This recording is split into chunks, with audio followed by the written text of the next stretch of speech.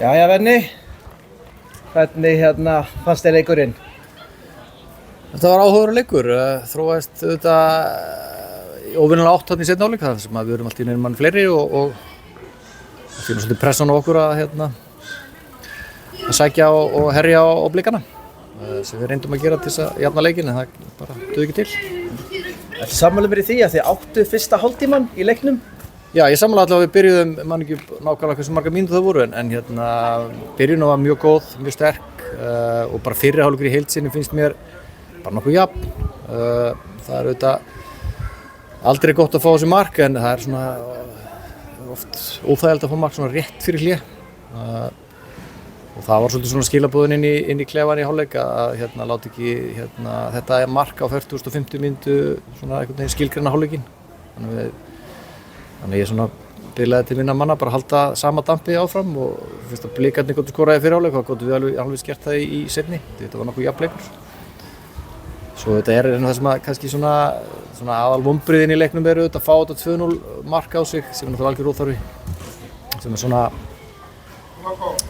sló okkur svolítið út af laginu þannig að við svona vorum svolítið náðum ekkert ógnaði mikið í kjölfarið fyrir en svona síðan á lokakaflanum þá svona gerum við loka árós sem að bara duði ekki til. Einmitt.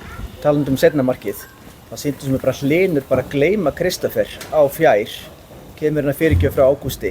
Þú búinn að sjá atvik aftur? Nei, ég er ekki búinn að sjá þetta, þannig að ég get ekkert tjáð með það. Einmitt.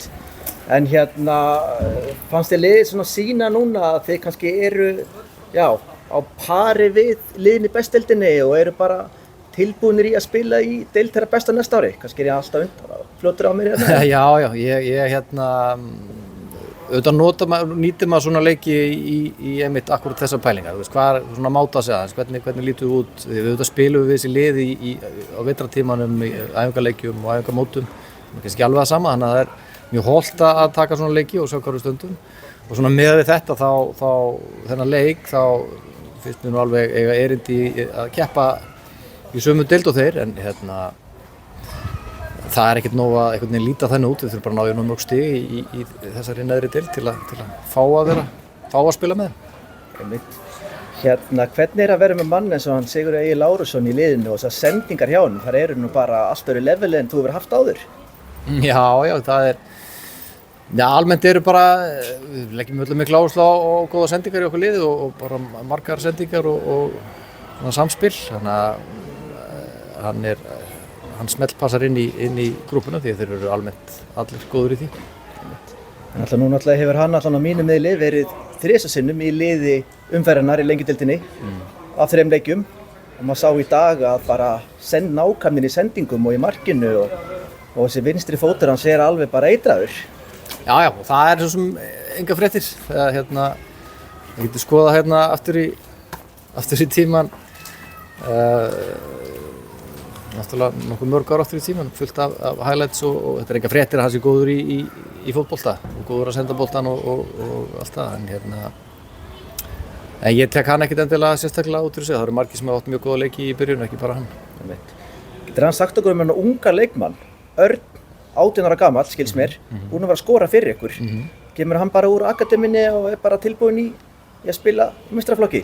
Já, heldur betur, hann hefur sýnt það í þessu fyrstu 3 leikjum að svona fyrir utan að skora í öllum þessu leikjum þá er hann að spila vel og ég er ekkert endilega eldast bara við eitthvað mörk sko, þannig að ég fylgist nú með hvernig menn spila og Örn Bragi er gríðarlega hæfileikaríkur og náttúrulega bara því enginn þekki nafni þá þetta veljið hann ekki mann leiksins.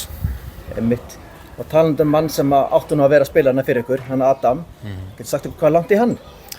Já, það er ekki alveg ljóst, alls ekki, ég myndi svona skjóta á 2-3 vikur en það er svona komið niðurstaða í svona hvað er að honum en hversu langur tíma það tekur að gróa alveg saman, það er bara ekki alveg ljóst.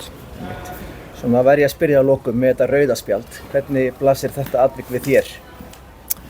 Já, það hafi bara verið svona allt of seinna og grótaralegt og fóturinn hátt upp en ég sá þetta raunverulega bara gerast á vellinum og er ekkert búinn að skoða þetta neitt sérstaklega aftur, þannig að ég og Viktor Örn hefur ekki gert þetta til þess að meiða okkar leikmann sko, þannig að þetta var óheppilegt fyrir hann en svona, ég er svona mest svektur að hafa ekki nýtt þetta betur.